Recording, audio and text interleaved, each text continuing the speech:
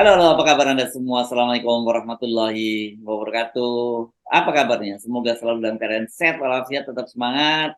Kembali berjumpa dalam program Off the Record, membaca berita di balik berita. Masih terus, Alhamdulillah, bersama saya, Hersbun Arif.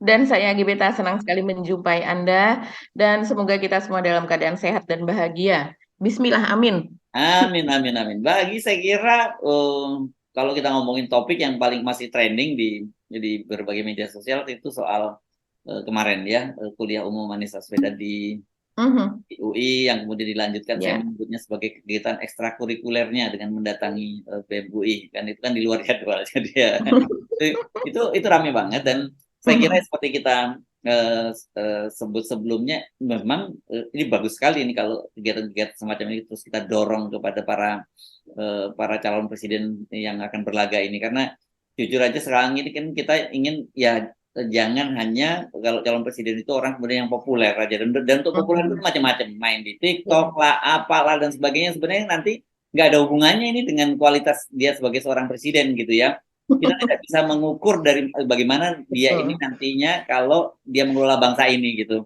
Apakah Mhm. dia baperan, apa kalau dikritik dia gampang ngamuk kan begitu, apakah dia Mhm. punya visi tentang bangsa ini seperti apa. Kan kalau cuma joget-joget Mhm. di TikTok, ya menurut saya kita nggak usah pilih calon presiden deh, kita pilih aja nih apa, pilih aja apa namanya itu, kalau selebgram, bukan selebgram ya kalau di TikTok, seleb TikTok gitu ya Mbak ya.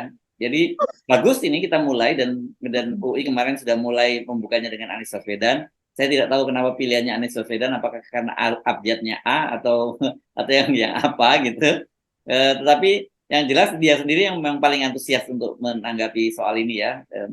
Ke Mhm. dialog maupun debat di kampus ini. Nanti ini jelas topik yang saya kira masih harus kita bicarakan, Mbak. Di luar itu apa yang menurut Mbak Agi menarik? Masih kelanjutan itu kemarin soal anggota pas pampres dan 2 orang tentara yang jadi tersangka penganiayaan hingga mengakibatkan tewasnya seorang pemuda dari Aceh itu. Mhm. Iya ya, betul Mas Hersu. Jadi kita masih update ya soal peristiwa penculikan dan kemudian berakhir dengan pembunuhan begitu terhadap seorang warga dari Aceh. Dan rupanya ini korban tidak hanya satu itu saja Mas Hersu. Jadi dari kemarin ada konferensi pers dari Pomdam Jaya dan mereka mengatakan bahwa sebetulnya bersamaan dengan korban yang Imam Maskur itu ada satu lagi. Tapi yang satu ini diturunkan di tengah jalan di sekitar tol Cikeas dan kemudian dia selamat dan sekarang menjadi saksi. Dan kemudian ternyata yang aktif salah satu pengacara yang aktif begitu kan Hotman Paris Mas Hersu dan dia membuka line 911-nya itu tim 911-nya dan kemudian dia juga mencari pengacara di Aceh untuk sebagai partner karena dia tidak memiliki kantor di sana untuk supaya dia bisa berhubungan dengan para keluarga korban ini begitu karena sebelumnya kita harus beritahu Mas Hersu bahwa ternyata ini memang antara pelaku dan kemudian korbannya ini sama-sama warga atau asalnya dari Aceh begitu karena ternyata baik si pelaku yaitu Riswandi Manik begitu Praka Riswandi Manik yang anggota Pas Pampres dan juga 2 orang TNI lainnya. Ternyata mereka bertiga itu satu angkatan di sekolah dan di sekolah militer dan kemudian juga dia sama-sama mereka bertiga itu dari Aceh begitu. Secara, Dan secatam ini ya, sekolah tamtama, ya tamtama, sekolah tamtama ini ya, prajurit paling iya, iya mungkin paling sekolah seperti itu paling kan paling ada di bawah daerah ya. ya Mas Ya, Ersu. ya. Hmm. Iya, jadi misalnya kalau seandainya sekolah itu misalnya ada di Aceh begitu Hmm. perekrutannya di sana biasanya ya yang masuk apa anak-anak muda dari Aceh. Jadi Hmm. rupanya mereka satu angkatan dan kemudian memang sama-sama dari Aceh begitu. Dan Hmm. sekarang mereka bekerja bersama melakukan aksi yang tidak terpuji ini. Dan kemudian satu orang sipil itu ternyata adalah kakak ipar dari si pelaku Riswandi Manik dan kemudian juga ada lagi nih Mas Ersu nanti saya mungkin akan bacakan sedikit. Ini apa yang ngenes banget ya bacanya. Jadi sekarang mulai bermunculan korban-korban ini. Ternyata salah satunya yang ada di Bekasi saja itu ada sekitar 5 orang begitu korbannya. Tapi ini yang speak up atau yang berbicara hanya Korban satu dari Riswandi Manik saja. dan kawan-kawan ini ya. Iya, betul. Dia Hmm. menunjuk bahwa yang melakukan itu adalah Riswandi Manik. Dan dia mengatakan ketika melakukan aksi, menculik, dan kemudian memeras tersebut dengan nilai yang dia katakan itu beberapa juta, begitu sampai belasan juta, bahkan paling tinggi itu 21 juta dari 5 orang yang diculik dan kemudian diperas. Dan kemudian masing-masing diminta kesanggupannya, begitu Mas Irsu, untuk membayar atau untuk menebus lah untuk kebebasan mereka. Dan ini si yang bersangkutan sekarang sudah kembali ke Aceh dan tidak berani lagi kembali ke Jakarta karena ketika di peras tersebut mereka sambil dipukuli begitu di dalam mobil. Dan si pelaku ini juga memakai seragam polisi dan mengaku dari Polda. Ini luar biasa, kejahatannya sangat luar biasa ya. Dan kenapa bisa sampai ada kelompok seperti itu begitu di dalam TNI dan kemudian tidak terendus oleh atasan dan sebagainya, kita mungkin perlu pertanyakan itu ya Mas Hersу. Ya update-nya sekitar itu nanti kita bisa elaborasi lagi.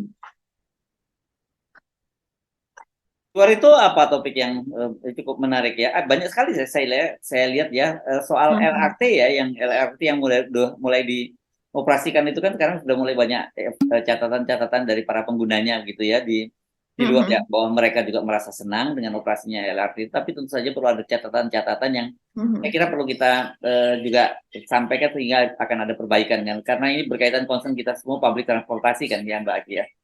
Iya betul, kalau untuk LRT bahkan hari ini saja situ sudah ramai Mas Irsu karena Oke. memang ada yang memposting gitu ya. Ya sekarang masyarakat kita kalau seandainya mereka ada sesuatu yang tidak proper atau tidak pada tempatnya itu biasanya mereka langsung menarasikan itu di media sosial, mereka mengunggah fotonya apa dan sebagainya. Ya, ya. Memang LRT ini masih dalam tahap kalau saya lihat saat ini masih belajar lah begitu Uji ya, karena coba ya. sesuatu yang masih baru. Baru saja diresmikan pada hari Senin kemarin kan oleh Pak Jokowi begitu.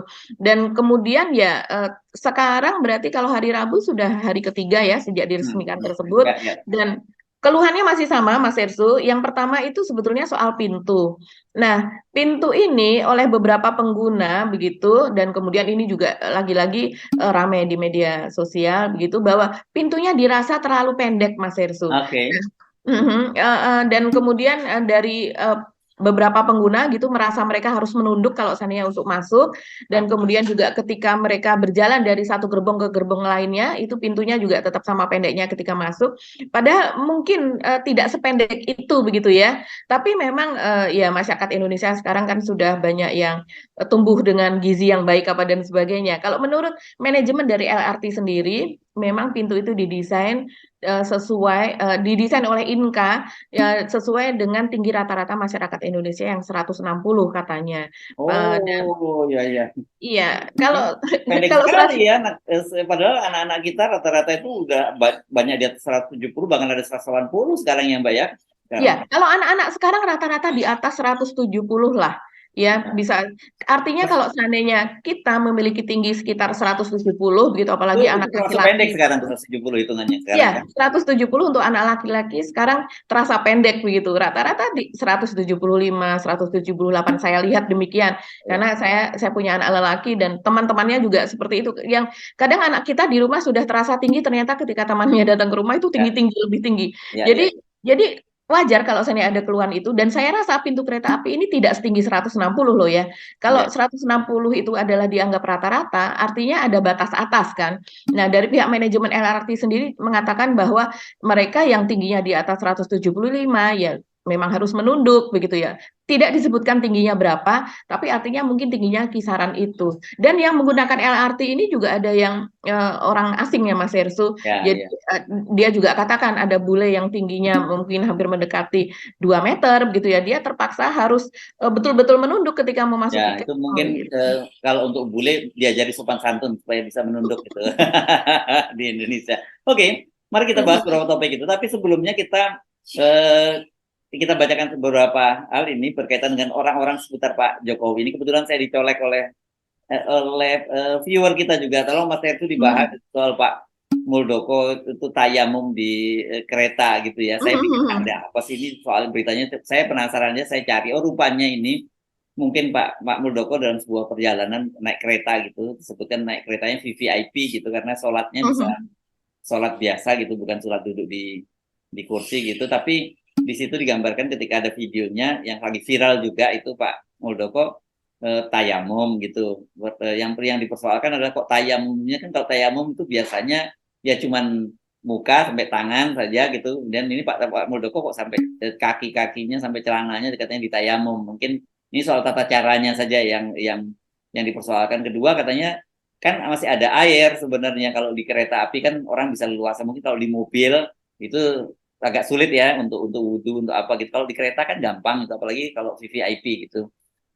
Jadi ini kok Pak kenapa mesti tayamum gitu. Ini persoalan yang saya kira itu itu wilayah private gitu ya. Ya tapi kenapa ini karena ada yang mencolek saya cuma penasaran aja ada apa sebenarnya gitu. Dan ini kita serahkan deh kepada para ahli ahli fikih lah yang soal begini-begini yang lebih paham. Dan kalau saya sih lihat positifnya ya masih syukur orang sholat gitu. Tapi memang tentu tata caranya yang perlu diperbaiki gitu, karena saya kira kan kalau soal wudhu itu bab toharoh ya, bab sucikan diri gitu ya. Jadi orang sebelum sholat itu harus mensucikan diri. Jadi kalau mensucikannya salah ya sholatnya bisa salah. Tapi saya kira kita nggak perlu bahas detail soal itu ya, ini lah ya.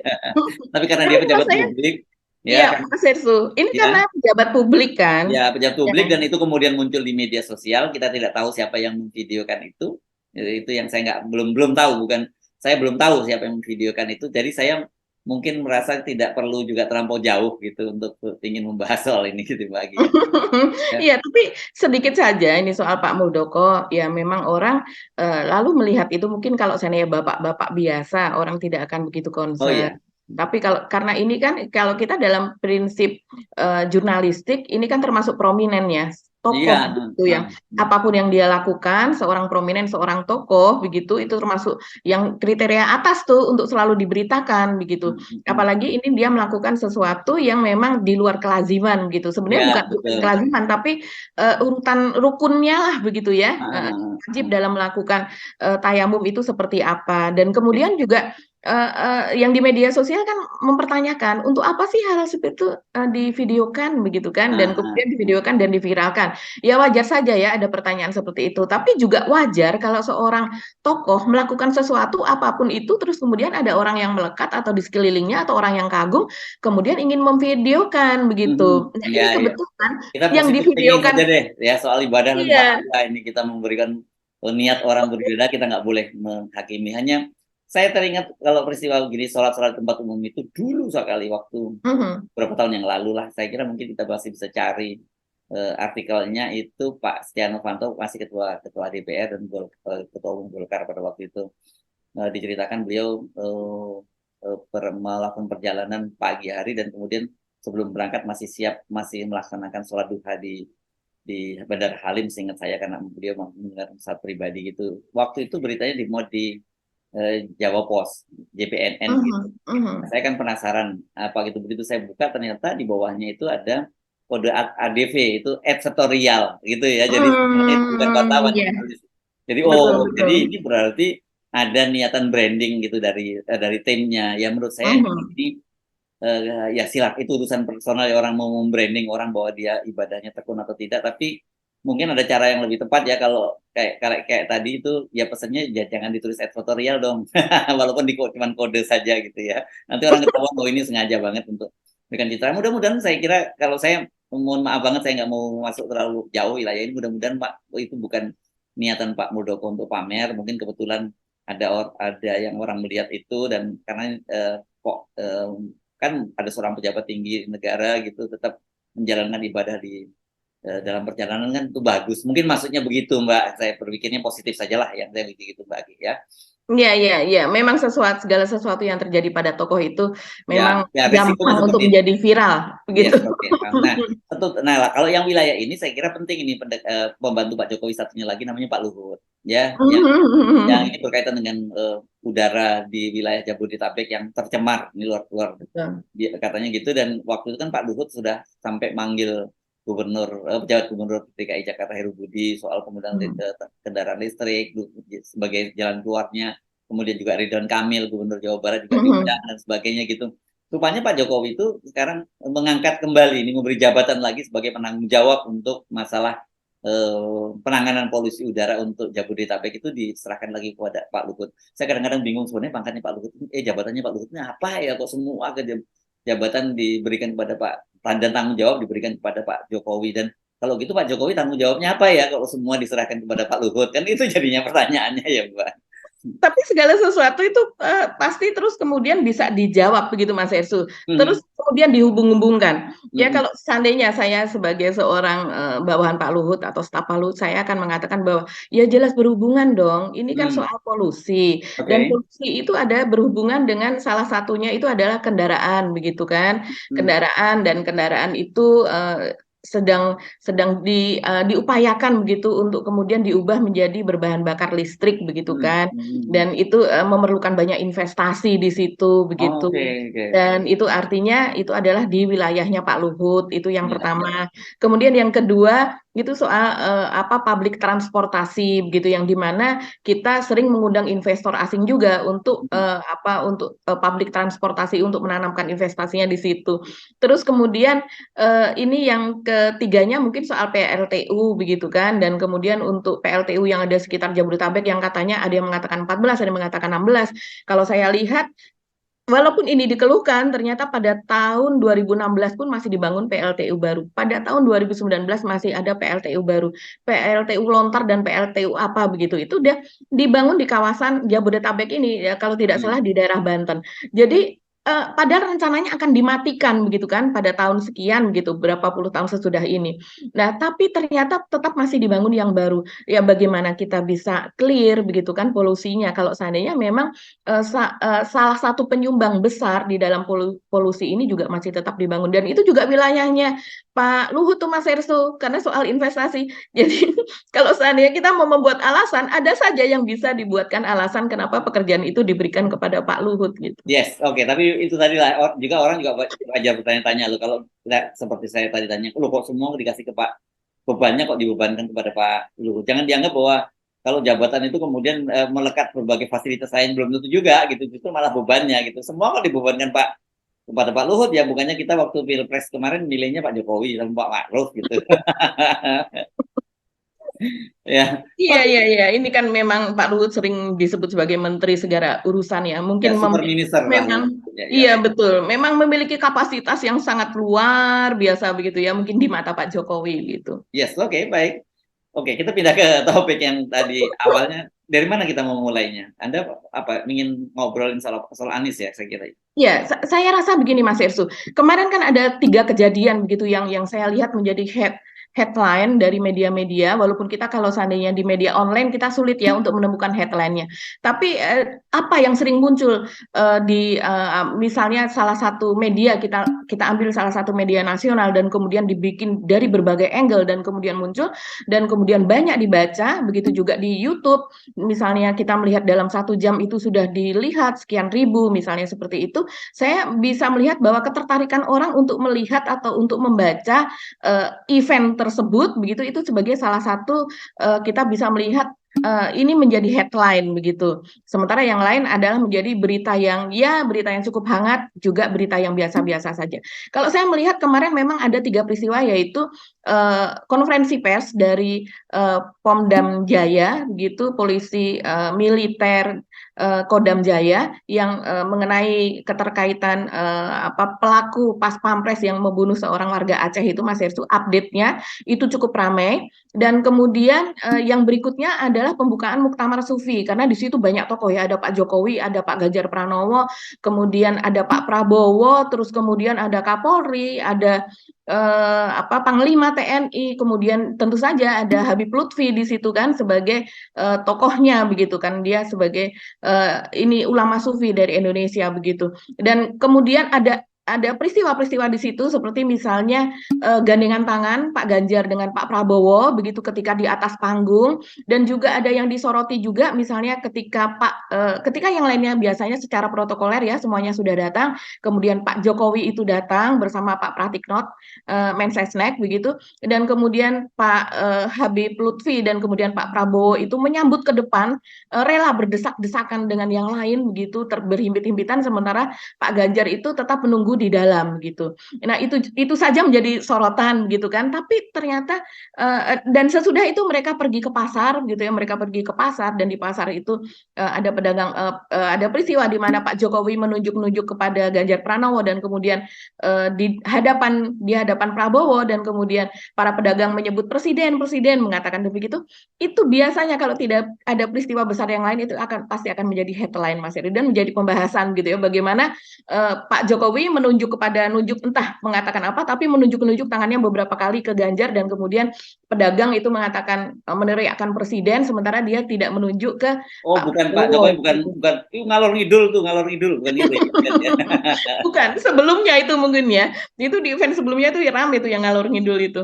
Nah, tapi peristiwa-peristiwa ini saya lihat itu lumayan tidak terlalu apa namanya, tidak terlalu mencuat padahal seharusnya ini para tokoh berkumpul di situ.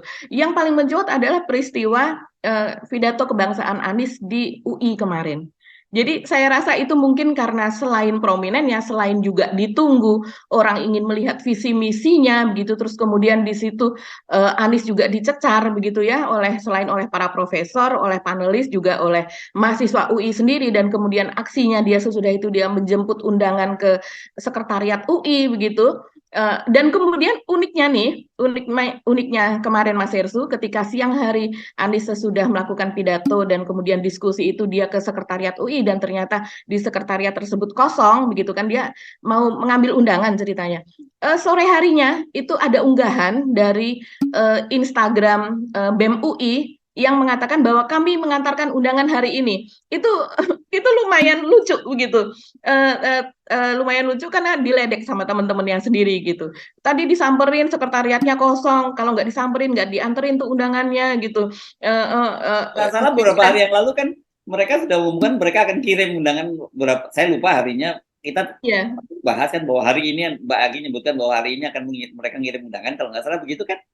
iya betul, dari Melki Huang itu dari cuitannya dia mengatakan demikian, itu tanggal 24 Agustus kalau tidak salah. Tapi ternyata undangan itu ternyata belum dikirim begitu ya. Dan kemudian kemarin dia membuat unggahan, kalau ini dari BEM UI bukan dari Melki Huangnya begitu. Ini secara ofisial BEM UI mengatakan bahwa undangan ini kami kirim kepada ketiga sosok begitu yang diundang yaitu Prabowo, Ganjar dan juga Anies begitu dan kemudian oh lucu nih rame ininya apa komentar-komentar di bawahnya dan mereka rata-rata selain ngeledek BEM UI, tapi ledekan bukan ledekan membuli ya, ledekan bahwa ya bagus BEM UI terus apa prosesnya ini masih terus berlanjut gitu, cuman ngeledek aja soal bahwa Pak Anies mau ngambil undangan, malah sekretariat kosong dan sekarang baru setelah mau Ini diambil istilahnya baru dulu deh. dicengin gitu ya. Ya, ya, ya, betul-betul diledek-ledek, dicengin seperti itu.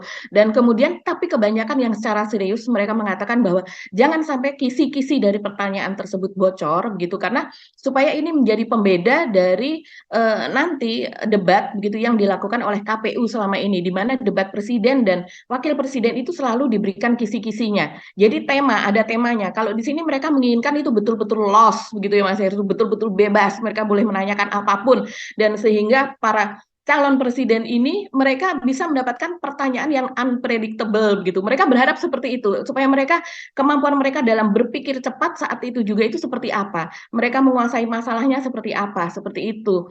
Begitu. Jadi terus kemudian juga mereka mempertanyakan apakah ketiganya ini sudah memberikan kesanggupan kepada BEM UI. Yang salah satunya menjadi sorotan adalah tentu saja Ganjar Pranowo karena sampai sekarang dia belum memberikan kesanggupan dan itu lumayan diledek sih.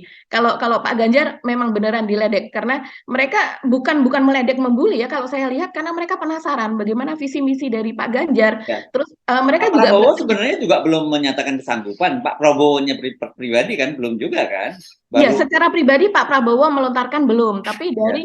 dari juru bicara dari Ya, Gerindra ya. sudah. Nah, kemudian kalau kepada Pak Ganjar ini, Mas Hersu, mereka mempertanyakan apakah hanya sekedar izin untuk berbicara saja harus mendapatkan izin dari ibu begitu. Maksudnya mendapatkan Ya, izin dari karena saya partai kira begitu. masuk akal karena kan alasannya Ganjar akhirnya ketika kemarin tuh sebenarnya sebelum saya kira hari Senin ya kalau tidak salah ya ada fotonya itu Ganjar itu baru memberikan kuliah umum gitu ya kepada mahasiswa baru Universitas Pancasila.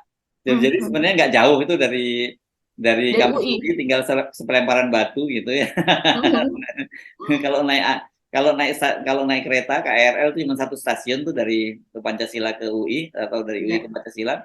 Rupanya ada di situ dia sebenarnya, dan disitulah dia menyatakan bahwa kan sabar debat kan, saya masih gubernur kan begitu dia nyebutnya. Dan uniknya kan ini debat dilaksanakan tanggal 14, sementara Pak Ganjar itu juga bersama beberapa gubernur termasuk Pak Ridwan Kamil itu akan mengakhiri masa jabatannya tanggal 5 September. Jadi sebenarnya pada tanggal 14 itu dia sudah bukan Sudah lagi bebas. gubernur gitu. Dia Hmm. udah full sebagai calon presiden dari PDIP. Mestinya harusnya nggak seperti itu jawabannya Pak Ganjar gitu. Iya betul, dan kemudian itu juga di unggahan BEM UI itu mereka juga juga menyatakan kalau seandainya untuk debat aja bilang masih menjabat sebagai gubernur, tapi kalau lari-lari antar provinsi begitu dia tidak memberikan alasan itu, begitu mengatakan itu bebas-bebas saja begitu kan. Jadi salah satu yang disoroti adalah supaya jangan memperlihatkan otot saja, yaitu dengan berlari-lari, dengan berolahraga, tapi juga memperlihatkan otak. Nah, otak inilah yang ingin dilihat. Jadi tidak hanya otot, tapi juga otak di mana keseimbangannya gitu, Mas Ersu. Ini memang topik paling paling menarik, paling paling banyak disorot saya kira. Ya, mungkin orang udah mulai bosen gitu karena Pak Jokowinya ngalor ngidul. Bukan Pak Jokowi yang ngalor ngidul. Kata Pak Jokowinya parpol-parpol lagi ngalor ngidul gitu ya. Iya, dan kalau dari Anies sendiri Pak Mas Hestu perhatikan tidak ada dua hal gitu yang sangat menonjol gitu yang dari apa pemaparan dari Anies yang di awal Mas Hestu.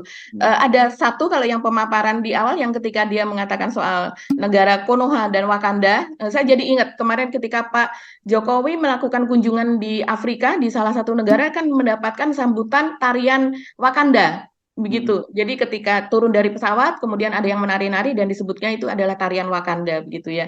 Jadi itu yang dikatakan oleh Anies yaitu soal bagaimana seseorang ketika demokrasi tidak sedang baik-baik saja di negeri ini, ketika seseorang mengatakan harus mengatakan Konoha dan Wakanda di media sosialnya mereka, maka itu memperlihatkan apa? Dia mengatakan sebagai self censorship gitu ya, censorship itu semacam dia tidak mau mengatakan yang sebenarnya apa yang ingin dia katakan sehingga harus menyamarkan itu supaya tidak terkena undang-undang ITE begitu Ya, maksudnya. ya, ya, ya. Jadi Iya. kadang-kadang menggunakan Konoha dan kemudian Wakanda. Dan banyak orang yang sebenarnya tanya-tanya apa sih? Banyak juga loh yang nggak tahu Mbak apa sih maksudnya Konoha, apa itu Wakanda gitu loh. Walaupun sering mereka dengar gitu sebenarnya. Iya, karena kalau Konoha itu kan sudah pasti yang menggemari komik Naruto ya, anime begitu, Naruto karena anime Naruto. mirip-mirip kan, mirip di bahasa Sunda ya, Konoha, Kumaha. Iya Ya. itu negeri yang ada yang ada di Naruto lah karena Ya. pemimpin-pemimpinnya itu mirip dengan karakter pemimpin-pemimpin Nah, kita. Sementara kalau Wakanda itu memang sebutan itu sudah lama kalau Wakanda ya negeri-negeri di Afrika gitu disebut sebagai Wakanda. Walaupun ya itu kalau kalau melihat apa film Black Panther yang peran utamanya kalau tidak salah sudah meninggal dunia ya. Kalau yang Black Panther yang dulu saya tidak tahu apakah ada Black Panther yang baru. Itu memang memperlihatkan sebuah negeri Black Panther ini kan pangeran ya penguasa di situ itu memperlihatkan negeri Afrika yang makmur sebenarnya demikian.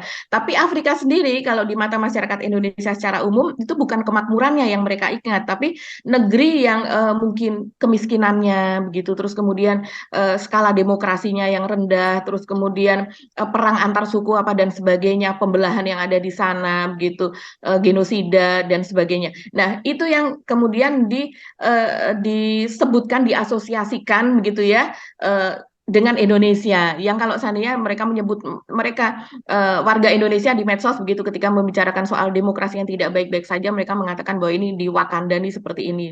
ya, ya, Gitu. ya.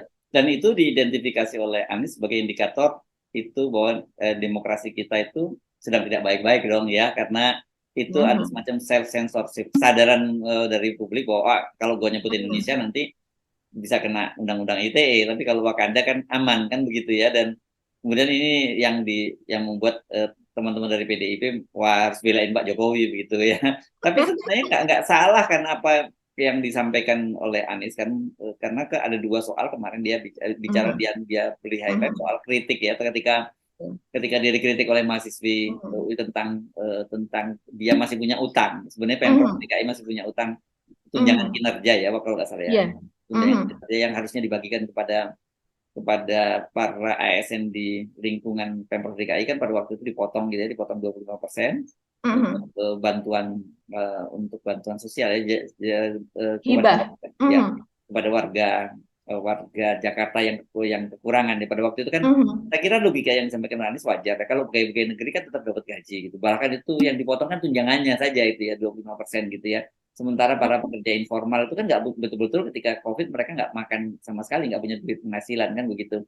Nah ini rupanya si mahasiswi ini anak salah satu ASN dia di Pemprov gitu, dia menagih kok sampai sekarang belum dibalikin kan gitu. Dan Anies menjelaskan itu dengan sangat bagus. Jadi sebenarnya pertanyaan ini sangat tajam, tapi kemudian orang juga menyimpulkan, oh Anies menguasai persoalannya dan kemudian publik mendapat penjelasan apa sebenarnya yang terjadi gitu ya. Jadi saya membaca komentar ada komentar yang begini, ini pertanyaan sangat bagus, tapi jawabannya jauh lebih bagus gitu. Iya Ya. betul Mas Ersu. Jadi kalau soal jadi dua poin ya. Kalau soal Konoha dan Wakanda itu Anies menggarisbawahi bahwa ada negara yang demokrasi dan non demokrasi. Jadi pada intinya bisa disederhanakan seperti itu negara di dunia ini. Negara yang demokrasi itu dasarnya adalah trust, kemudian negara yang non demokrasi itu dasarnya atau pilarnya adalah fear, yaitu ketakutan begitu. Dan kalau seandainya rasa takut ini terus kemudian suatu saat ini runtuh begitu, maka rezim yang berkuasa itu akan jatuh. Nah, ini yang kemudian banyak dibahas Mas Hersu. Ini banyak didiskusikan di televisi, terus kemudian dibahas juga di medsos begitu, di grup-grup WA begitu pernyataan Anies, dan kemudian dibahas soal demokrasi di Indonesia yang tidak baik-baik saja begitu, yang kemudian diasosiasikan sebagai ada rasa fear begitu dari masyarakat Indonesia untuk mengungkapkan sesuatu. Nah, yang kedua adalah soal itu tadi yang Mas Hersu katakan ya, pertanyaan. Kalau saya rasa itu adalah keberuntungan Anies begitu ya. Mungkin ketika kemarin siaran langsung, ketika mendengarkan apa yang dinyatakan oleh mahasiswi UI tersebut, ketika mempertanyakan kan banyak tepuk tangan. Di situ orang akan, wah ini sesuatu yang utang Anies yang masih belum terbayar dan kemudian sekarang akan istilahnya dikuliti lah, ditelanjangi apa sih yang Itu dilakukan dikuliti Anies ya. gitu kan. Dan kemudian ternyata ketika Anies itu bisa menjawab dan memberikan argumennya, justru tepuk tangan itu lebih kuat lagi, lebih lepas lagi begitu ya, lebih keras lagi. Dan saya lihat ketika ini menjadi salah satu unggahan yang ramai, bahkan ada satu media itu yang mengunggah itu berkali-kali Mas Ersu, dan kemudian diberi judul yang berbeda-beda begitu ya. Dan Ya, kalau dan saya saya kira lihat, ini bagus ini ya, cara seperti ini, karena dengan cara begitu itu benar juga apa yang mau dilakukan oleh BEM UI, dikuliti gitu ya dengan cara ya begitu betul. ya, karena forum kampus itu ya memang harus seperti itu gitu, dan dari sini diuji bagaimana ini kemarin kan bukan hanya sekedar bisa menjawab atau tidak, tapi kan berkaitan dengan rekam jejak kinerja, Betul. berkaitan dengan kemudian bagaimana cara berpikir seorang pemimpin berkaitan dengan keberpihakan pada rakyatnya, bagaimana dia harus menghadapi seperti ini dan menyelesaikan dalam situasi kritis, kan itu yang saya kira yang pelajaran bisa kita petik. Nah, makanya kita dorong hal-hal semacam itu terus berlanjut gitu ya Mbak ya. Iya, betul sekali. Ini beberapa contoh saja ya Mas Ersu. Ini komennya itu bisa sampai untuk satu akun saja. Padahal ini banyak sekali ya unggahan soal ini. Anak mahasiswi tersebut bertanya dan kemudian Anies menjawab. Ini komen-komen dari netizen, dari unggahan YouTube. Misalnya saya ambil dari kompas.com ya. Ini karena ini media nasional. Saya lihat bahwa ada yang mengatakan bahwa pertanyaan yang bagus dari Irma sehingga dapat informasi yang benar dari tangan pertama. Ternyata jelas di belakang pemotongan tukin dari ASN DKI ada tujuan yang mulia, yaitu menolong kebutuhan sembako untuk 2,4 juta keluarga di DKI yang tidak bisa mencari nafkah karena pandemi COVID. Tapi setelahnya diganti dengan APBD mendatang. Cerdasnya terobosan pemimpin Anies Baswedan di DKI Jakarta. Terus kemudian ada juga yang menyatakan ASN hidupnya sudah sejahtera. Bagaimana tetangga ASN yang tidak sejahtera, kesulitan mencari makan dan kesulitan mencari pekerjaan? Terima kasih pemimpin yang bijaksana. Wah, ini malah justru sesuatu yang tadinya bisa, kalau seandainya Anies kesulitan menjawab dan kemudian dia memang dulu ini adalah kebijakan yang blunder, ini akan menjadi blunder juga di masa yang akan ini datang. hati-hati ya. Hati-hati berikutnya para pemimpin lainnya, kan semua ini punya rekam jejak semua ini. Betul. Pak Prabowo jelas di Menhan dan banyak kebijakan-kebijakan yang dipersoalkan. Saya kira salah satunya soal food estate itu ya. Ini menarik kalau kemudian didalami ya. Harusnya yang ini saran saya mesti disiapkan untuk pertanyaan yang detail. didalami, dan Pak Prabowo juga mesti antisipasi itu pertanyaan tentang food estate itu. Kan kalau kemarin kan pernyataan sambil lalu ditanya wartawan jawab kenanya boleh. Tapi nanti kalau ditanya serius, nah itu di dalam forum ini harus dijawab dengan benar juga. Ganjar juga begitu, soal wadah, soal kendeng, dan banyak sekali, termasuk juga masih banyaknya daerah miskin di mana di Jawa Jawa, Tengah. Jawa Tengah, kemudian banjir yang sampai sekarang juga belum tuntas. Jadi banyak sekali PR-nya. Menurut saya memang agak berat buat Ganjar. Jadi lebih baik mungkin kalau dia bisa menghindar. Tapi kalau mau menghindar terus, ini kan bakal berat karena bagaimanapun ini sekarang antusias banget kan BEM-BEM dari seluruh kampus di berbagai Indonesia ini akan menyelenggarakan kegiatan itu gitu Pak. Iya, saya rasa kalau seandainya misalnya ya kita tidak tahu, kita berharap Pak Ganjar itu akan datang di acara diskusi di UI. Tapi rasanya kalau misalnya kemudian ini UGM katanya juga akan membuat ya, tapi berupa sarasehan begitu. Apakah setajam UI kita masih tidak tahu begitu. Tapi kalau seandainya Ganjar juga menghindar di alma maternya sendiri, saya rasa itu akan menjadi blunder yang sangat-sangat blunder ya. Sementara sekarang ini universitas-universitas lain, BEM-BEM dari anak-anak mahasiswa, anak-anak kita yang lain ini rupanya sedang mempersiapkan juga Mas Hersu, dan mereka meminta izin gitu dari rektornya, dari dekannya kalau seandainya mereka mengadakan yang serupa ini bagaimana. Tentunya kan kita banyak institut juga. Nah, di setiap apa namanya universitas itu ada keunggulannya. Misalnya di Patimura misalnya taruhlah begitu, kemudian di beberapa wilayah itu mungkin soal perikanannya, soal kemajuan para nelayannya atau kondisi nelayan sampai saat ini kondisinya masih miskin gitu. Padahal ini salah satu ini kan petani ikan masuk ke dalam kategori petani dan kemudian jumlahnya juga cukup besar. Ini menarik banget sih Mas Hersu, Yes, kita tunggu ya. Ya, kita tunggu.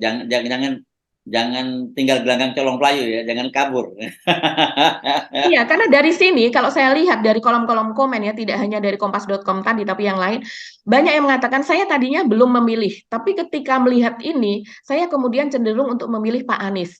Tapi tunggu dulu, saya masih ingin melihat ketika Oh iya mereka dong, tiga-tiganya jangan simpulkan berdiskusi. dulu Mereka ya. mengatakan demikian. Tapi kalau melihat komen-komen yang banyak seperti itu, tidak hanya satu saja, tapi banyak Mas Hersu, itu artinya ini ada dampak dari acara Yes. seperti ini. Ayo, Ya. ini tidak hanya sekedar diskusi, tapi orang kemudian mengorek isi kepala dan orang akhirnya bisa memutuskan. Belum tentu Pak Ganjar yang kita prediksi bahwa wah berat buat Pak Ganjar, tapi ketika dia bisa menjawab itu malah menjadi poin dia. Gitu. Makanya jangan buru-buru putuskan, kita amati dulu dan kan itu ada berseri-seri dari satu kampus ke kampus lain gitu ya. Oke. Mudah-mudahan. Ya, kita satu lagi, saya kira mungkin ini untuk memperjelas saja ya, apa sebenarnya motif dari kemarin ya, Praka Riswandi Manik dan 2 orang temannya itu melakukan penculikan, penyiksaan, dan kemudian berakhir dengan tewasnya meninggalnya Imam Maskur itu sekarang mulai semakin jelas ya Mbak, dengan penjelasan dari Pomdam Jaya Mbak ya.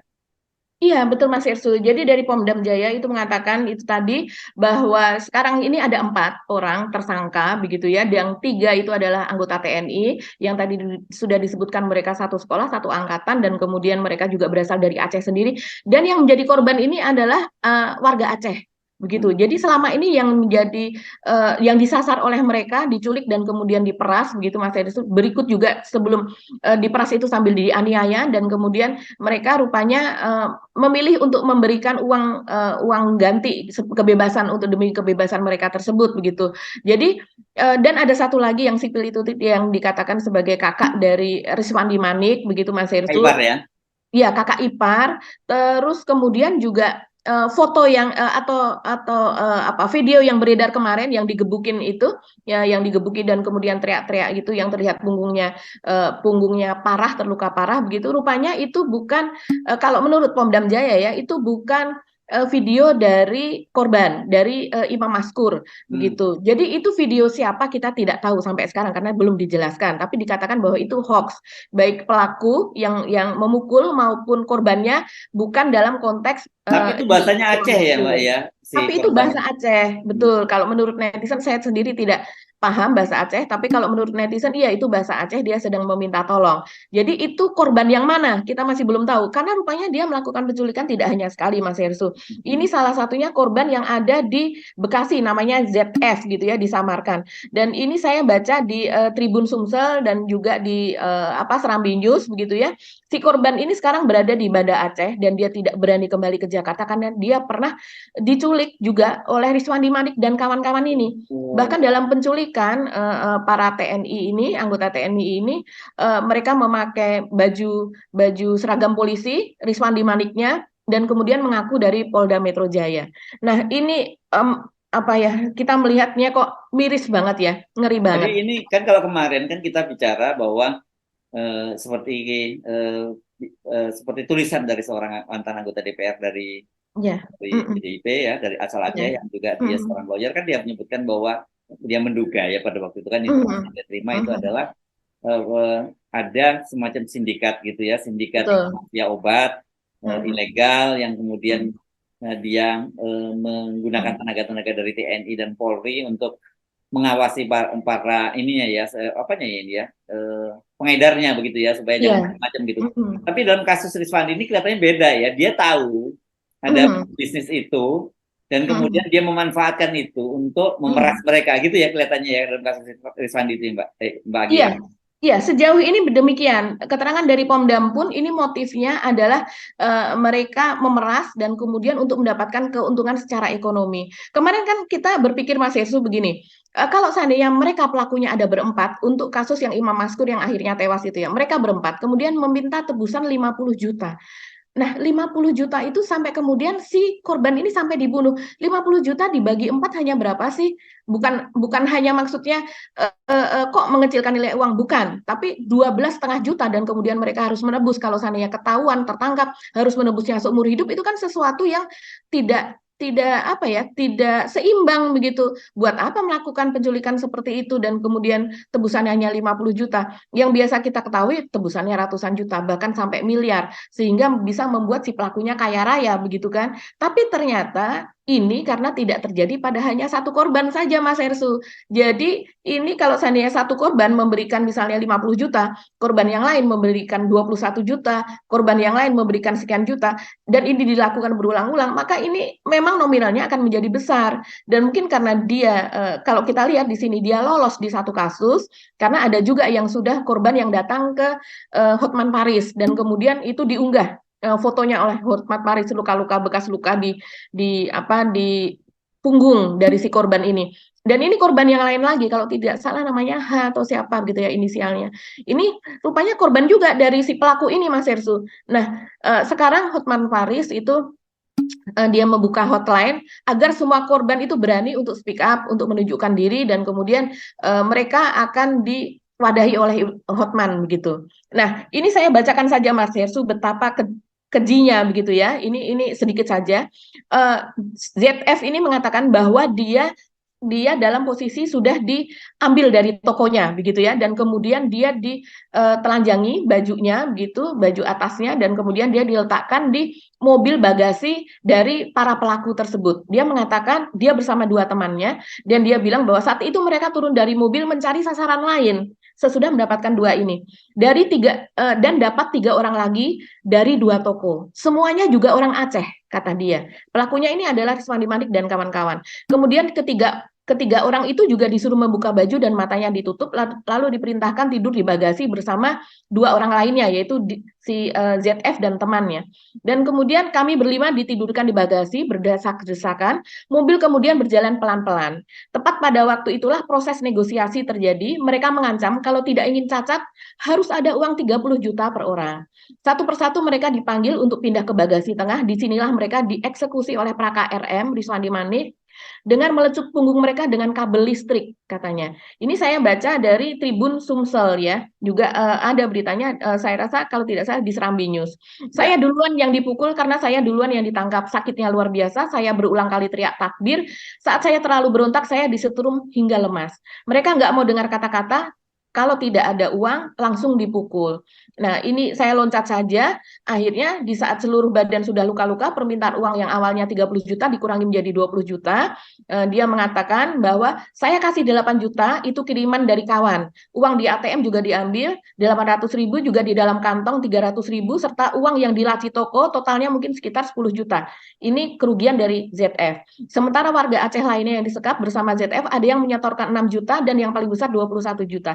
Dan dia mengakui bahwa mereka memang juga sebagian dari mereka itu memang bisnisnya menjual obat pil koplo itu Ya, tadi, obat ini terlarang. sama-sama nggak benernya lah ya. Ini dia tahu ada Ya, kejahatan dan kemudian dia memanfaatkan kejahatan itu untuk betul. memeras para pelaku kejahatan ini juga gitu kan. Karena jual Betul. obat-obatan ini kan kejahatan juga begitu ya. Mhm, Oke, mhm, saya kira mhm, clear ya sekarang motifnya semakin jelas kita duduk mhm. soalnya, tapi tinggal kita tunggu dari nanti proses pengadilannya seperti apa. Jadi tetap saja seperti kita katakan tadi, ya bahwa tindakan ini nggak dibenarkan secara hukum walaupun itu terhadap mereka-mereka yang melakukan Yang pelanggaran hukum. bersalah, betul. Untuk rekomendasinya juga Mbak, obat-obatan semacam ini juga harus ditertibkan, harus diberantas juga ya Mbak. Bukannya malah digunakan untuk bahan memeras oleh. Betul, dan nama si ini mafianya kan tidak hanya satu, Mas Ersu. Nama mafia-mafia ini juga sudah diungkap loh oleh netizen, itu ada Iya. banyak. Dia mengatakan si bapak ini namanya ini, rumahnya di sini, alamatnya di sini. Saya Yes. rasa itu mungkin polisi juga sudah tahu Yes. begitu ya. Oke.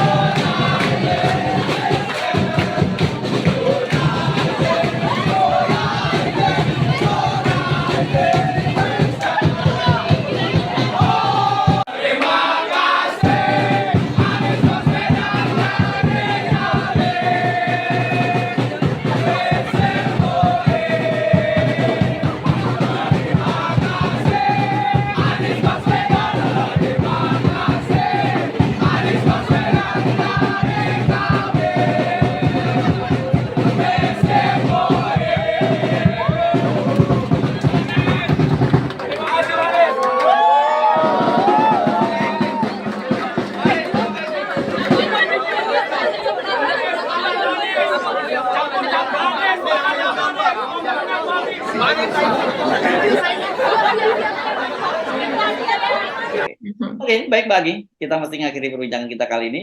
Kita ketemu lagi ya sampai besok di hari Kamis tanggal 31 Agustus 2023 ya. Tetap sehat dan tetap semangat. Kita mesti pamit ya Mbak Agi. Saya Hasbun Arif. Dan saya Agi Beta, terima kasih atas perhatian Anda. Tetap salam 0%. Salam. Wassalamualaikum warahmatullahi wabarakatuh. Salam.